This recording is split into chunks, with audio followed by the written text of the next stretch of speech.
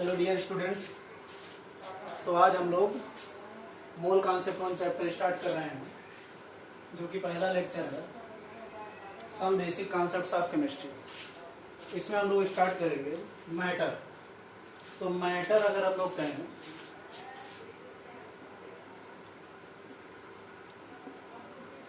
Anything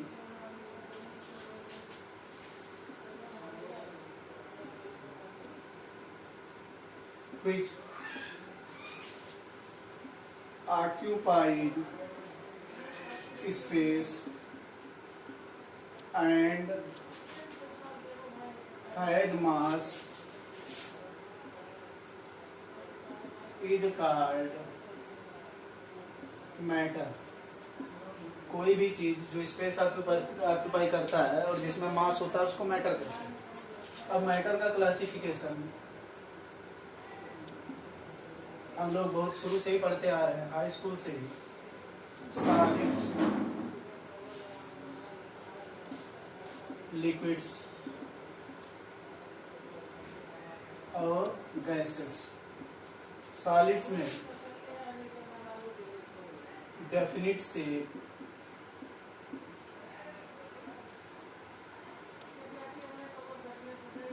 definite volume, और liquids में no definite shape,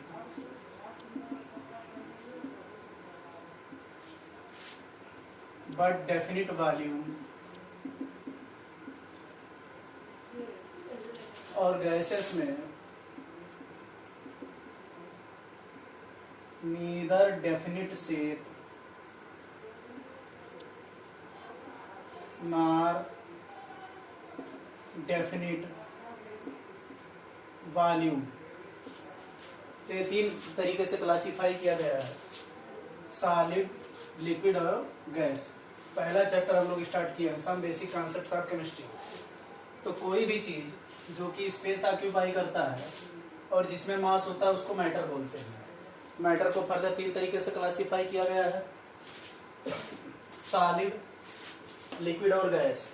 solid वो सब्सटेंसेस हैं जिनका शेप डेफिनिट होता है, जिनका वॉल्यूम डेफिनिट होता है। लिक्विड वो सब्सटेंसेस हैं जिनका डेफिनिट शेप नहीं होता है, तो जिस कंटेनर में रखे जाते हैं उसी का शेप ले लेते हैं लिक्विड, लेकिन उनका वॉल्यूम डेफिनिट होता है।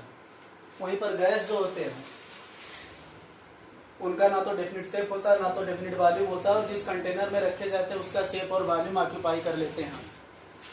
तो occupies the volume of the container, जिस कंटेनर में रखे जाते हैं उसका occupies the shape of the container. तो ये तीन डेफिनेशन, तीन डिफरेंस हो गए सॉलिड, लिक्विड और गैस में। मैटर को फर्दर क्लासिफाई किया गया है।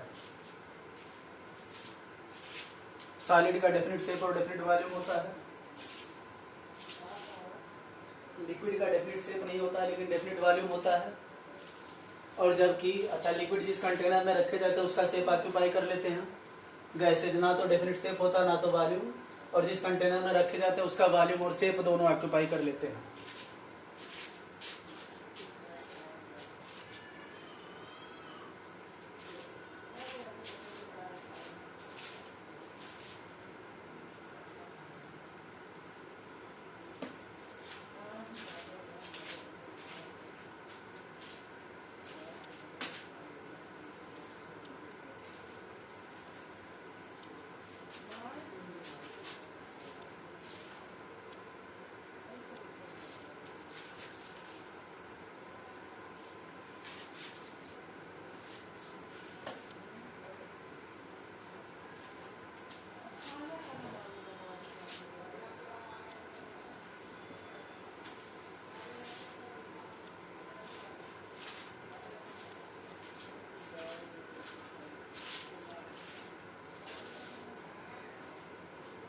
On macro scale,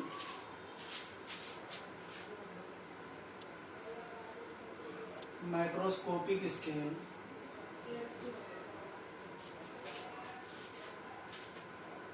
matter has been classified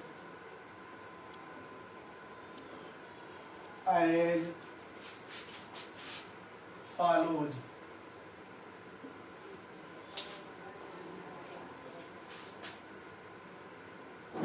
तो ये हम लोग हाई स्कूल से ही पढ़ते आ रहे हैं और इस सिंपल से चार्ट से हम लोग इस बात का असेसमेंट कर सकते हैं, इस बात को आसानी से समझ सकते हैं कि मैटर को फर्दर कैसे क्लासिफाई किया गया है और क्या क्या रोल होता है।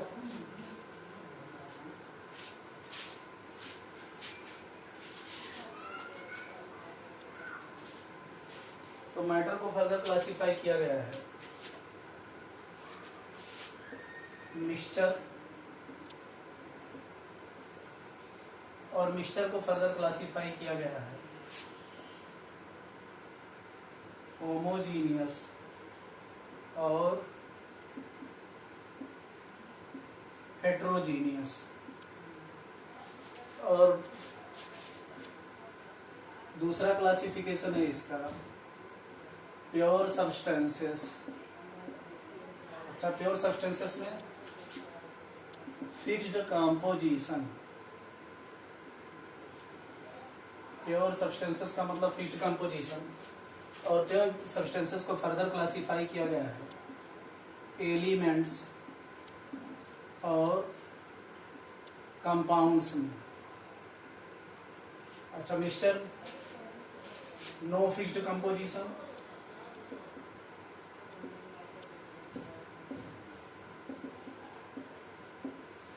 अच्छा होमोजीनियस मिक्सचर हुआ तो uniform throughout. For example mixture of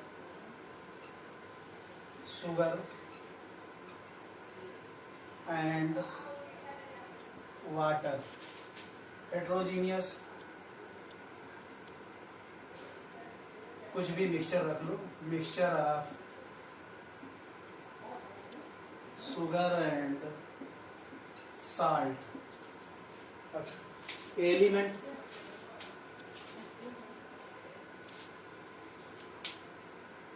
only one type of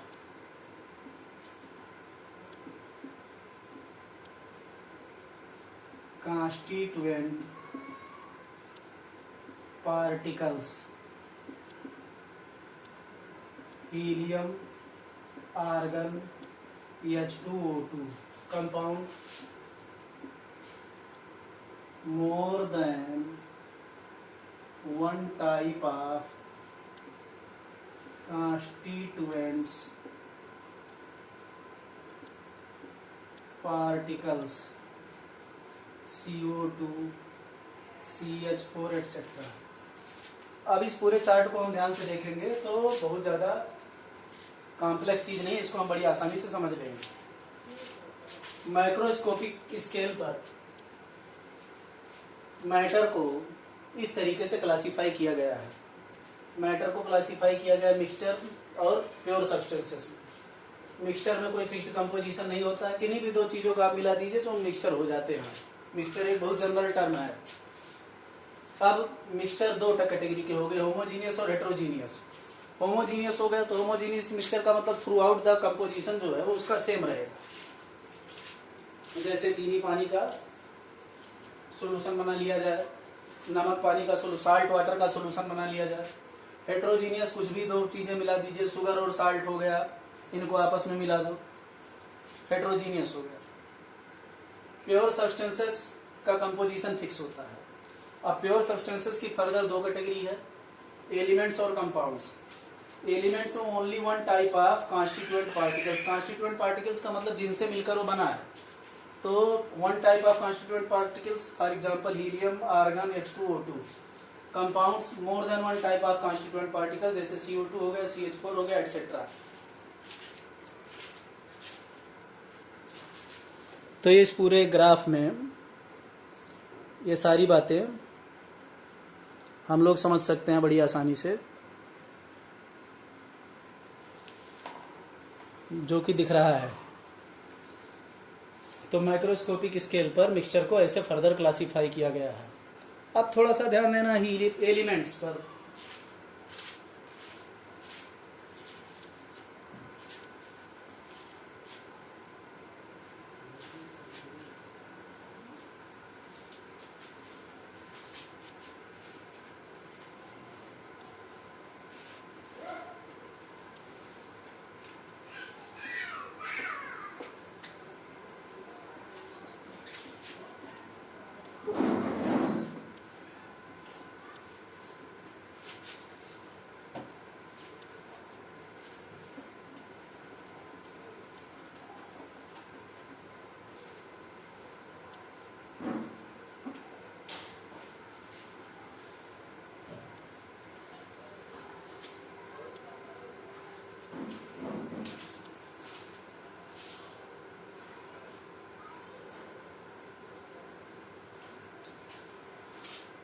तो एलिमेंट्स में जैसे हीलियम का एटम हो गया, नियान हो गया, या हाइड्रोजन का एटम दूसरे हाइड्रोजन के एटम से कंबाइन होकर के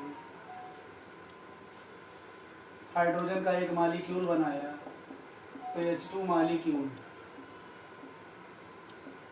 तो ये एग्जाम्पल हो गए एलिमेंट्स के। इसी तरीके से एक कार्बन का एटम और हाइड्रोजन के 4 एटम आपस में कंबाइन होकर के फिक्स्ड कंपोजिशन में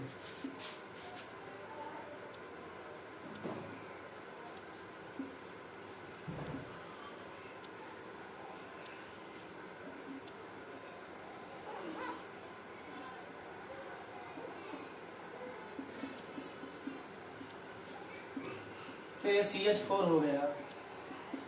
मोर than one type of constituent particles हैं, तो ये कंपाउंड का एग्जांपल हो गया। CO2 हो गया।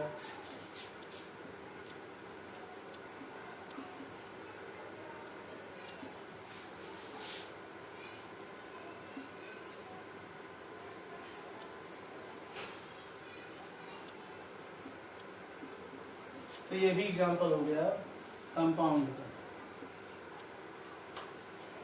तो ये हमारा कुछ एग्जांपल हो गया प्योर कंपाउंड, प्योर सब्सटेंसेस का।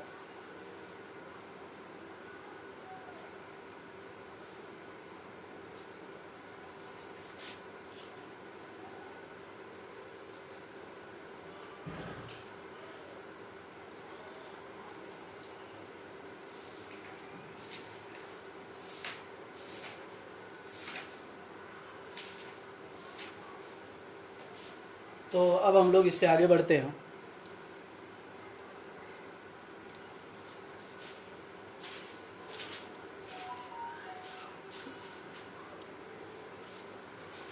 नेक्स्ट हमारा जो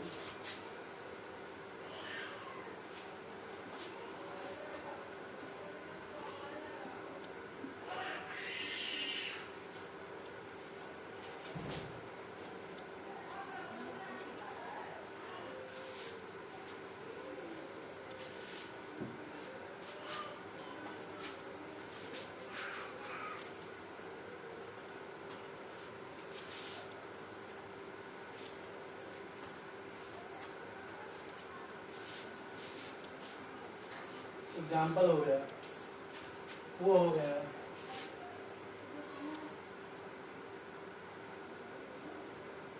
प्रॉपर्टीज ऑफ मैटर। तो प्रॉपर्टीज ऑफ मैटर 2 टाइप का डिवाइड किया गया, जिसमें फर्स्ट प्रॉपर्टी हो गई physical properties. Properties of matter 2 types हो गई, जिसमें फर्स्ट टाइप हमारा हो गया फिजिकल प्रॉपर्टीज। तो these are the properties which can be measured और observed without changing the identity. These are the properties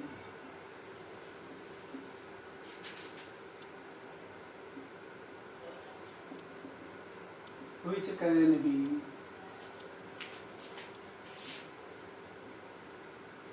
measured observed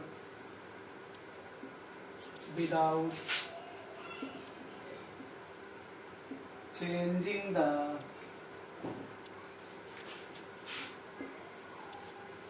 identity or composition of the substance. For example,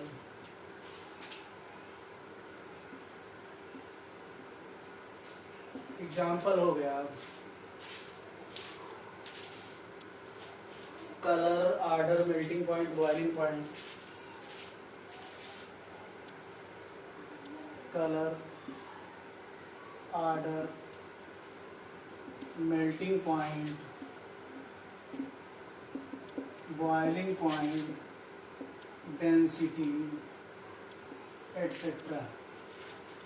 दूसरी property हो गई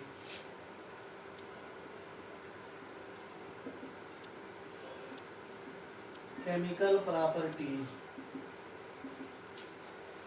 These are the properties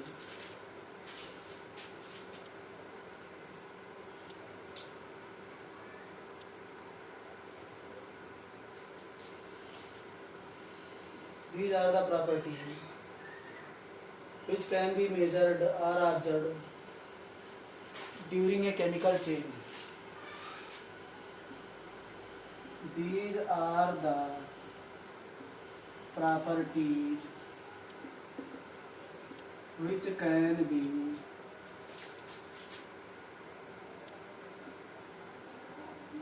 measured or observed during a chemical change. Example,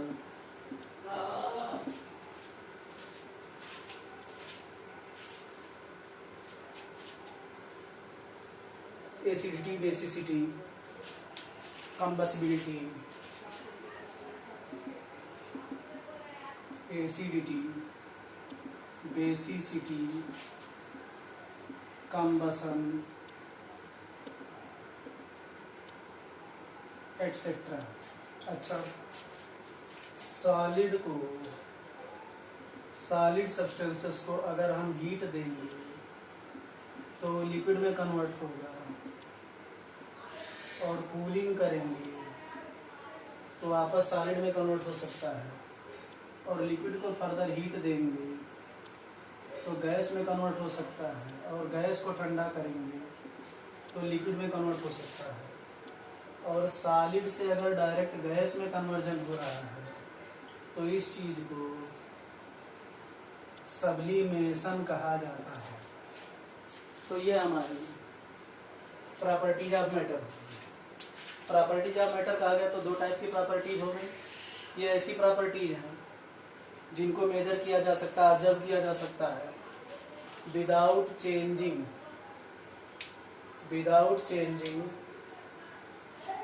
the identity और composition of the substance. Example हो गया colour, order, melting point, boiling point etcetera. Chemical property, ये ऐसी property हैं जो किसी केमिकल चेंज के चलते आकर की जा सकती. एसिडिटी हो गया, बेसिसिटी हो. सॉलिड को अगर हीट किया जाएगा लिक्विड में कन्वर्ट होगा, लिक्विड को हीट किया जाएगा गैस में कन्वर्ट होगा. इस तरीके से सब चीजें चलती हैं.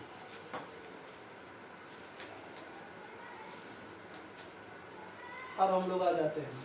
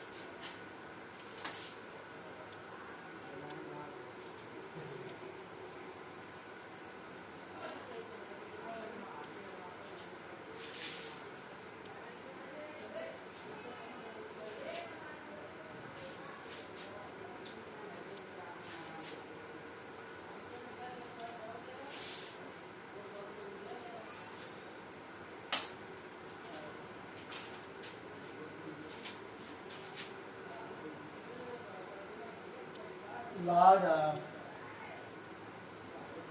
chemical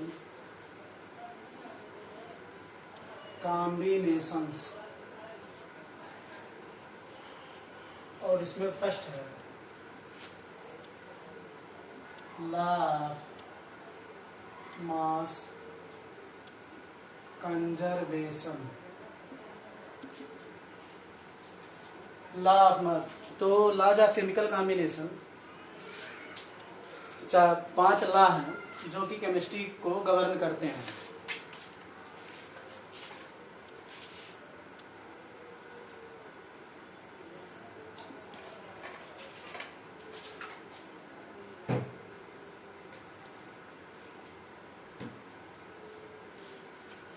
This was put forth by Antonio Lavoisier,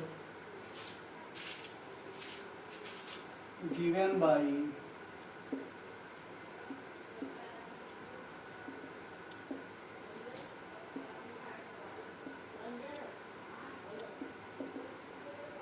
in scientist ने दिया था। और according to this law matter can not be created, matter can neither be created nor destroyed.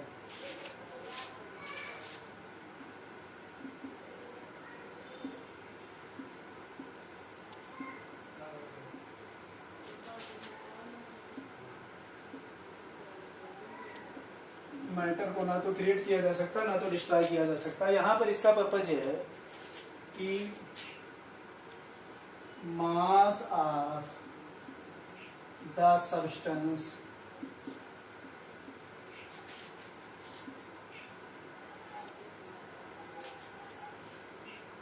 या इसको और थोड़ा सा रिफाइन कर दें हम लोग,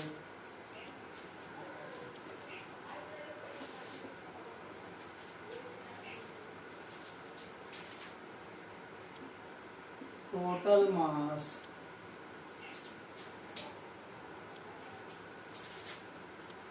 of the system before reaction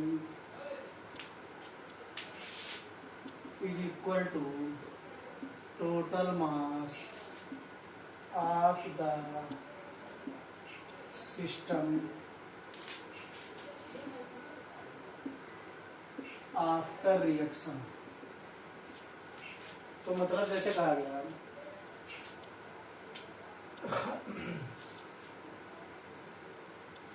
कि 4 gram of hydrogen reacts with 32 gram of oxygen to give 36 gram of water। तो इसका एग्जांपल हम लोग लिख सकते हैं 2H2 plus O2 arrow 2H2। तो ये इधर 4 ग्राम है और ये इधर 32 ग्राम है, तो टोटल 4 प्लस 32 36 ग्राम और इधर 36 ग्राम वाटर बना है। तो कहने का सेंस ये है, बहुत जनरल लॉ है कि सिस्टम का टोटल मास कंजर्व रहेगा। मतलब हाइड्रोजन और ऑक्सीजन आपस में रिएक्ट करके, हाइड्रोजन और ऑक्सीजन आपस में रिएक्ट करके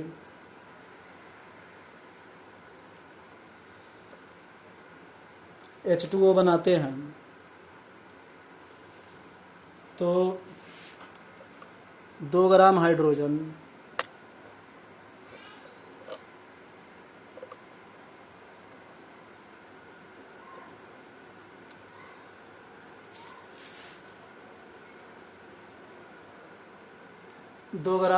चार ग्राम हाइड्रोजन 32 ग्राम ऑक्सीजन से जब रिएक्ट करता है तो 36 ग्राम वाटर बनाता है। तो मास बिफोर द रिएक्शन हो गया 4 प्लस 32 36 हो गया, और मास आफ्टर द रिएक्शन हो गया 36 ग्राम वाटर। बहुत सिंपल लॉ है।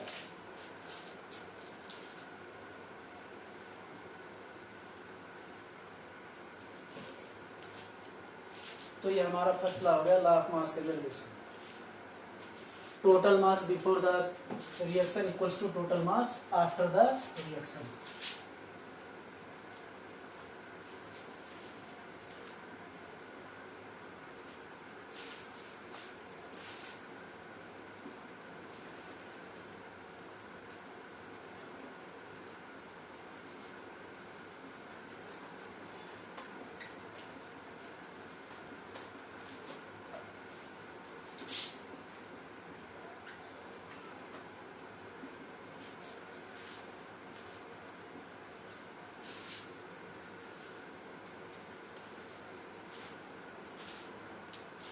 जो सेकंड लॉ हमारा वो है law of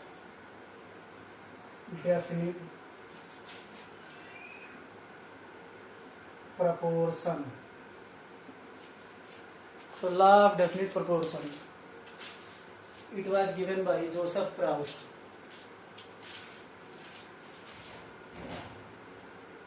given by Proust. Proust नाम के साइंटिस्ट ने थे जिन्होंने दिया था, और इन्होंने कहा a given compound always contains exactly the same proportion of elements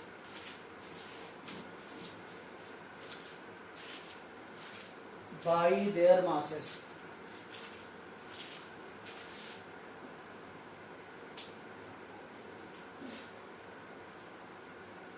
A given compound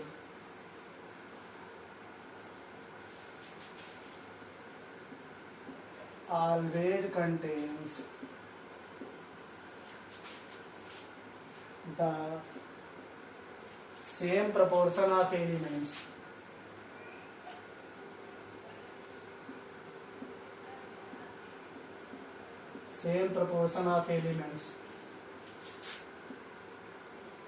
by their masses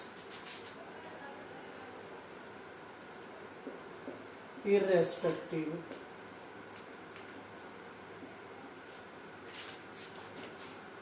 of the preparation methods.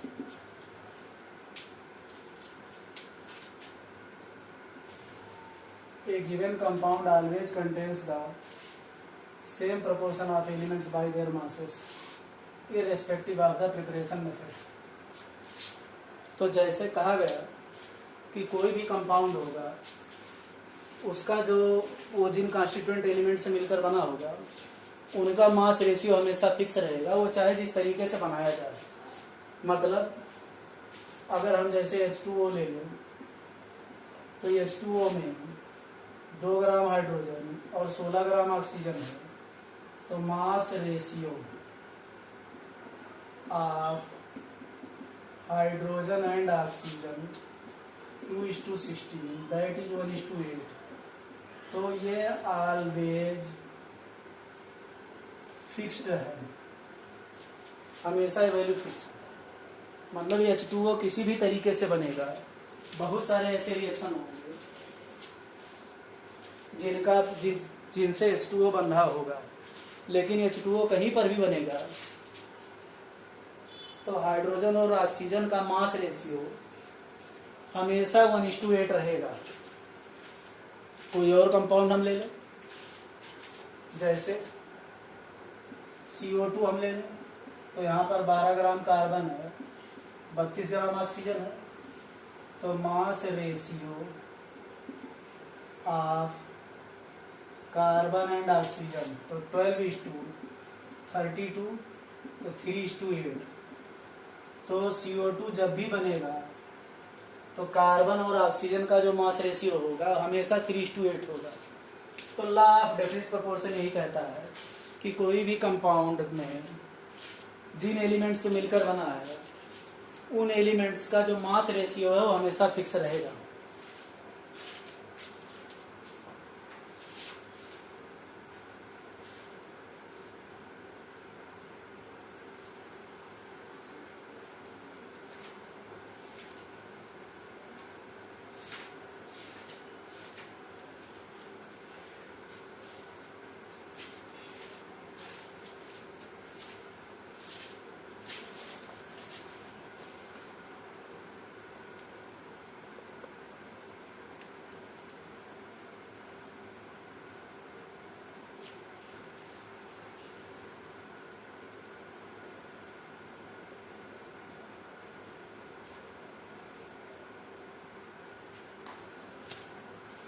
तो हम लोग थर्ड लॉ पर आते हैं।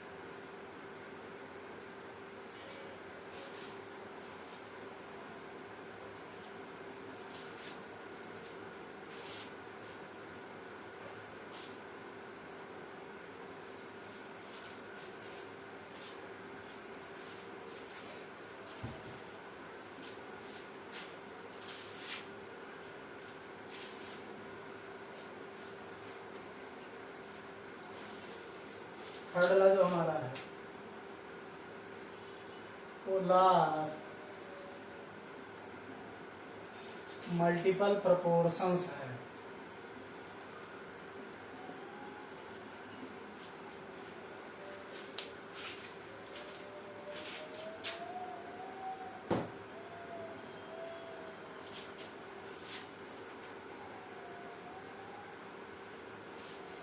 proposed by Dalton in 1803, given by Dalton in 1803.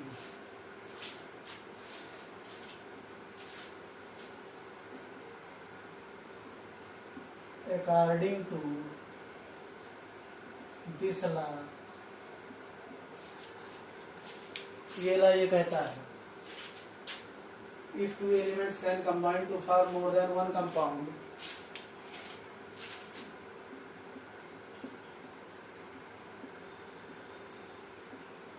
if two elements can combine to form more than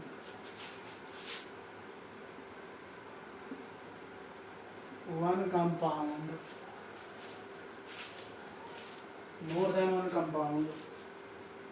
the masses of an element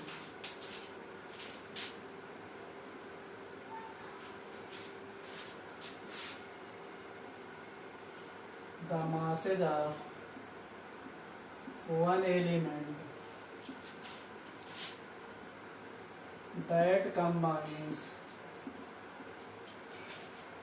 with the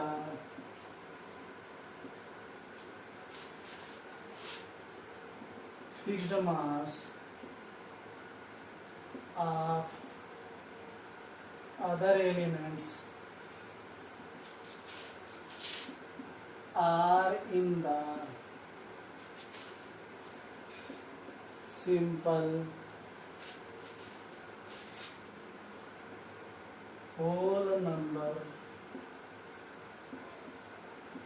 ratio. तो ये बहुत important law है, law of multiple proportion. Law of multiple proportion ये कहता है कि अगर दो एलिमेंट आपस में मिलकर एक से अधिक कंपाउंड बनाते हैं तो एक एलिमेंट के जो मासेज हैं जो दूसरे एलिमेंट के फिक्स मास से अलग अलग कंपाउंड में कंबाइन हो रहे हैं, उस एलिमेंट के मासेस में जो रेशियो होगा वो simple whole number ratio maintain करेगा। अब ये चीज़ एग्जांपल से समझना बहुत आसान हो जाता है। मतलब जैसे हम लोग हाइड्रोजन और oxygen, example hydrogen and oxygen combines to give two compounds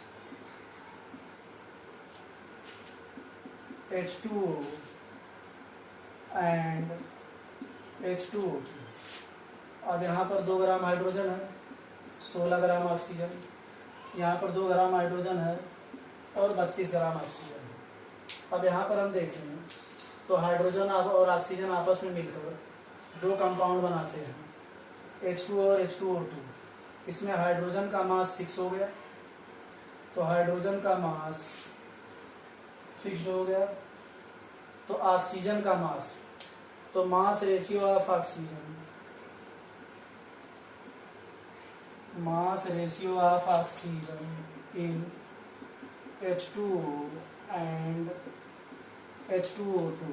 तो वो अगर हम यहाँ ध्यान से देखें तो यहाँ पर 16 ग्राम है, यहाँ पर 32 ग्राम है, तो 16 ग्राम इस टू 32 ग्राम 1:2। और ये सिंपल होल नंबर रेशियो है। यही बात कही जा रही है, लॉ ऑफ मल्टीपल प्रोपोर्शन यही है। ये कहा जा रहा है कि अगर दो या दो से दो एलिमेंट आपस में मिलकर एक से अधिक कंपाउंड बनाते हैं और उनमें से एक एलिमेंट का मास फिक्स है, तो दूसरा एलिमेंट जिसका मास अलग अलग कंपाउंड में अलग अलग है, उस एलिमेंट का जो मास रेशियो है वो आपस में एक simple whole number ratio maintain करेगा। जैसे इन दोनों कंपाउंड में हाइड्रोजन और ऑक्सीजन आपस में कंबाइन हो करके H2O और H2O2 बनाते हैं। अब इन दोनों कंपाउंड में हाइड्रोजन यहाँ पर 2 ग्राम है, यहाँ पर भी हाइड्रोजन 2 ग्राम है, तो इन दोनों कंपाउंड में हाइड्रोजन का मास फिक्स है। ऑक्सीजन H2O में 16 ग्राम है, H2O2 में 32 ग्राम है, तो mass ratio of oxygen in H2O and H2O2, तो H2O से 16 ग्राम और H2O2 से 32 ग्राम 16:32 1:2, जो कि आपस में एक simple whole number ratio maintain करते हैं। तो यही चीज कही जा रही है कि ये लॉ ऑफ मल्टीपल प्रोपोर्शन है।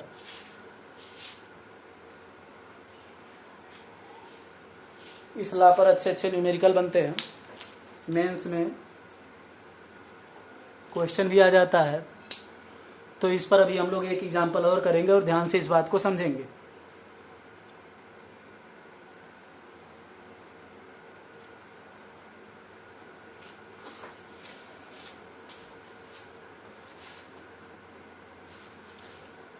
तो एक एग्जांपल हम लोग और देखेंगे।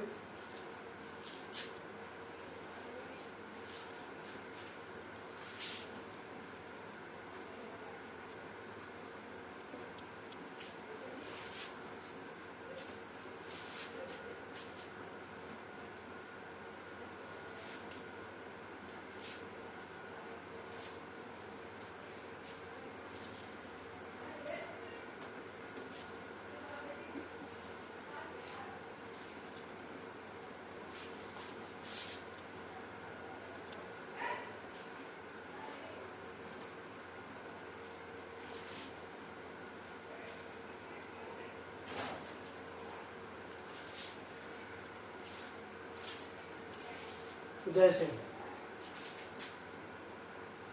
एग्जाम्पल, एक और एग्जाम्पल देखिए। Nitrogen and oxygen combines to give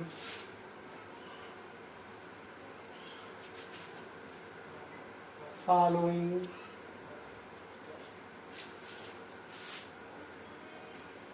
compounds।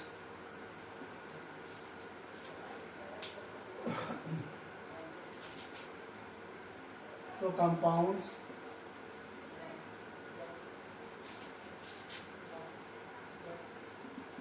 Fixed mass of nitrogen, mass of oxygen, mass ratio of oxygen.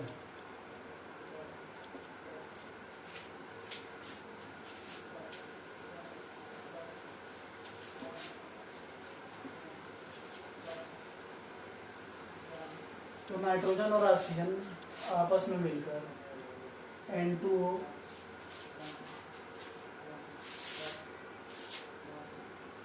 N2O2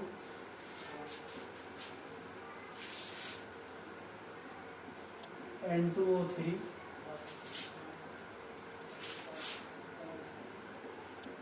N2O4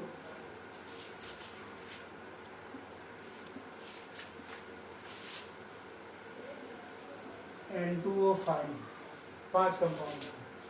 अब अगर हम ध्यान से देखें तो इन सारे ही कंपाउंड में 2 नाइट्रोजन है, मतलब सब जगहों पर नाइट्रोजन 28 ग्राम है। नाइट्रोजन का एटॉमिक मास 14, तो 2 नाइट्रोजन का 28 ग्राम। तो इन सारे ही कंपाउंड में नाइट्रोजन का 28 ग्राम है। N2O में एक ऑक्सीजन का एटम है, तो इसमें ऑक्सीजन 16 ग्राम है। N2O2 में 2 ऑक्सीजन है, तो 32 ग्राम। N2O3 में 48 ग्राम, N2O4 में 64 ग्राम और N2O5 में 80 ग्राम। तो नाइट्रोजन और ऑक्सीजन आपस में मिलकर 5 कंपाउंड बना रहे हैं, N2O, N2O2, N2O3, N2O4 और N2O5। इन पांचों कंपाउंड में नाइट्रोजन का मास फिक्स है 28 ग्राम, 28 ग्राम, 28 ग्राम। लेकिन ऑक्सीजन का मास N2O में 16 ग्राम, N2O2 में 32 ग्राम, N2O3 में 48 ग्राम, N2O4 में 64 ग्राम और N2O5 में 80 ग्राम है।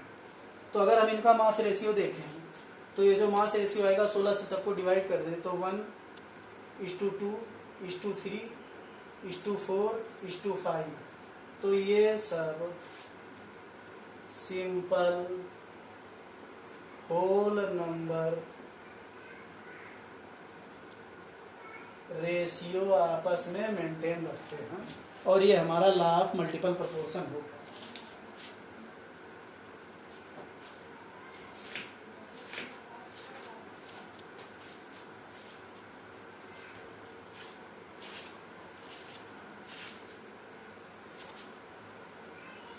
फिर से हम लोग देखें ध्यान से, तो इस एग्जाम्पल में कहा जा रहा है कि नाइट्रोजन और ऑक्सीजन आपस में मिलकर 5 कंपाउंड बना रहे हैं, N2O, N2O2, N2O3, N2O4, N2O5। सारे कंपाउंड में नाइट्रोजन 28 ग्राम है और ऑक्सीजन रेस्पेक्टिवली 16 ग्राम, 32 ग्राम, 48 ग्राम, 64 ग्राम, 80 ग्राम है।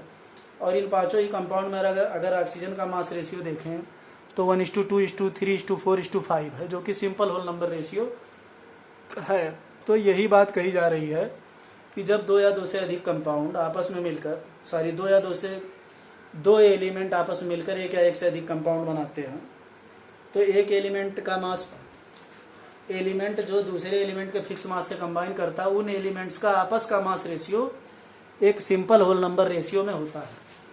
ये हमारा थर्ड लॉ हो गया, law of multiple proportion.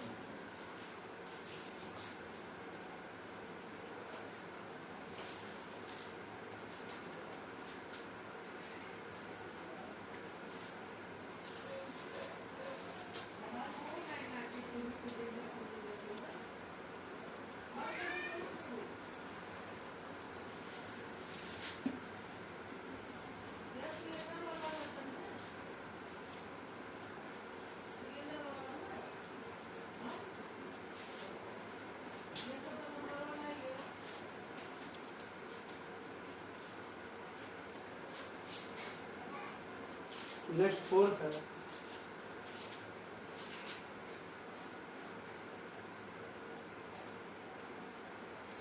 गै-लुसाक्स law of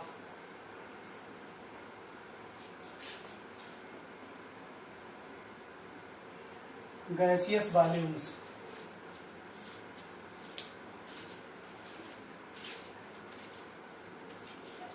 तो ये गै-लुसाक ने दिया था, when gases combines are produced in a chemical reaction,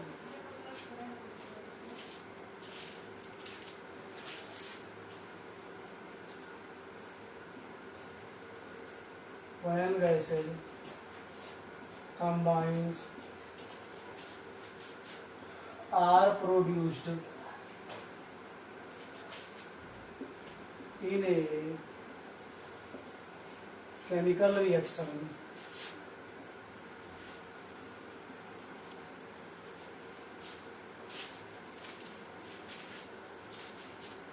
they do so in a simple ratio by volume,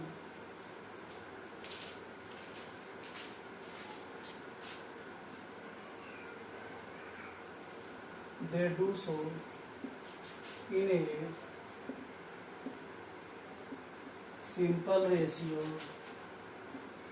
by volume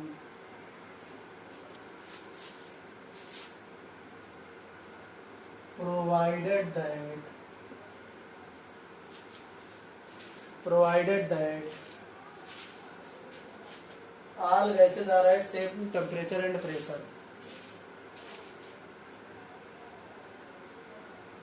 All gases are at same temperature and pressure.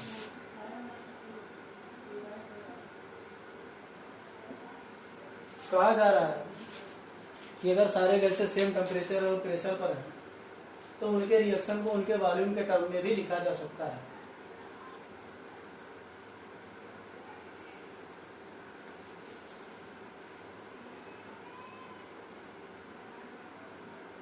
और इसको law of definite proportion of by volume भी कहा जा सकता है। It is also called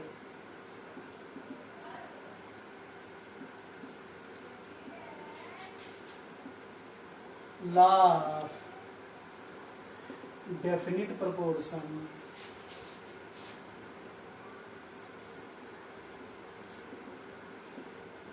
by volume. इसको law of definite proportion by volume भी कहा जाता है। जैसे 2H2 plus O2 arrow 2H2OG। तो हम यहाँ पर अगर सारे gases same at if all gases are at same temperature and pressure, तो इसको हम कहेंगे कि अगर हम नॉर्मल कह रहे होते तो हम कह रहे होते 2 मॉलिक्यूल हाइड्रोजन 1 मॉलिक्यूल O2 से रिएक्ट करके 2 मॉलिक्यूल H2O बना रहा है। तो जिस तरीके से मॉलिक्यूल के टर्म में हम लोग कहेंगे उसी तरीके से हम वॉल्यूम के टर्म में कह सकते हैं। तो हम कह सकते हैं कि 200 ml हाइड्रोजन 100 ml ऑक्सीजन से रिएक्ट करके 200 ml H2O बना रहा है। इसीलिए इसको law of definite proportion by volume भी कहा जाता है। लेकिन यहाँ पर ध्यान देना है कि provided that all gases are at same temperature and pressure. तो अगर सारे गैसेस सेम टेम्परेचर और प्रेशर पर है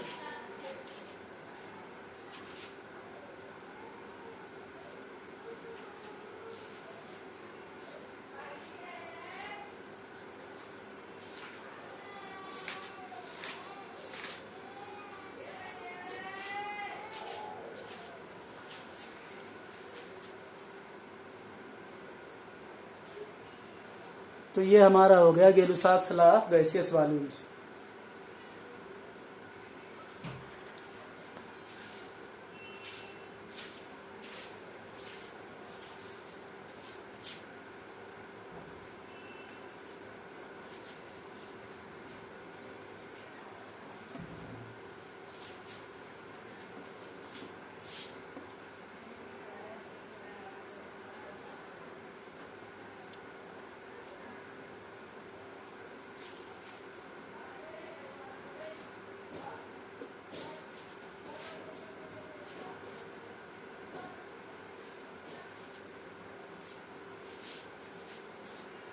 और फिफ्थ लॉ हमारा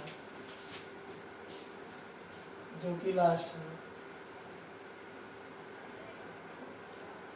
Avogadro's law.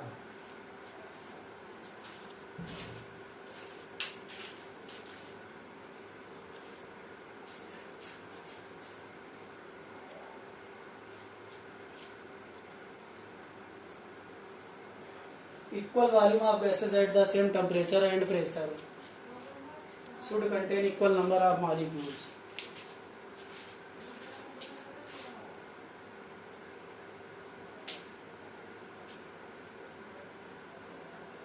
Equal volume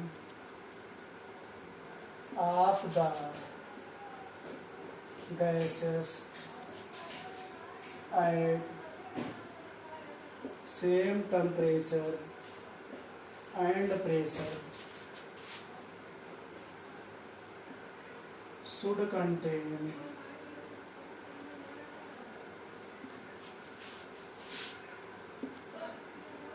equal number of molecules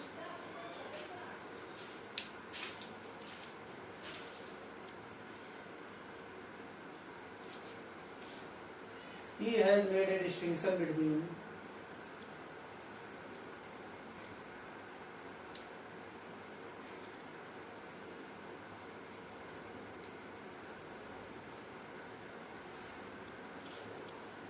तो कहा गया equal volume of gases at the same temperature and pressure contain equal number of molecules. It makes a distinction between atoms and molecules.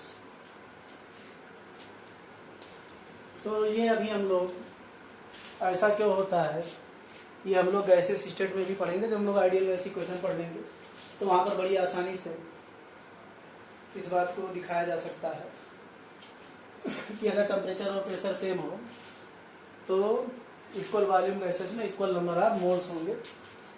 Avogadro ने सबसे पहले ही इसको identify किया था. तो ये हमारे 5 गैसियस लाज हो गए, सॉरी लाज ऑफ कॉम्बिनेशन हो गए, जिसमें फर्स्ट हमारा हो गया law of conservation of mass. Law of conservation of mass ये कहता है कि matter can neither be created nor can be destroyed. और अगर हमको इसको अप्लाई करना है तो हम कहेंगे total mass before the reaction equals to total mass after the reaction. जो सेकंड है हमारा लॉ ऑफ डेफिनिट प्रोपोर्शन है. लॉ ऑफ डेफिनिट प्रोपोर्शन ये कहता है कि कोई भी कंपाउंड जिन कॉन्स्टिट्यूएंट पार्टिकल से मिलकर बना है उनके बीच में हमेशा जो मास रेशियो होगा वो फिक्स होगा. मतलब वाटर अगर कहीं पर भी बनेगा तो हाइड्रोजन और ऑक्सीजन का मास रेशियो 1:8 रहेगा irrespective of the preparation method. और नेक्स्ट जो है हमारा वो लॉ ऑफ मल्टीपल प्रोपोर्शन है.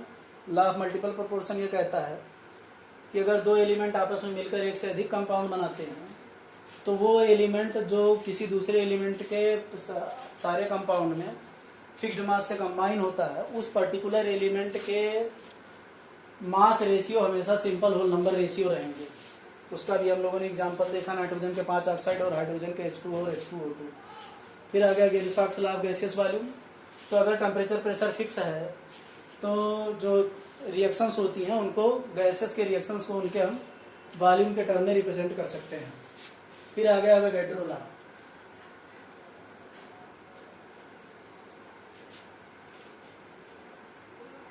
तो ये यहाँ तक हमारे laws of chemical combinations cover हो गए. अब इसके बाद हम लोग नेक्स्ट क्लास में देखेंगे.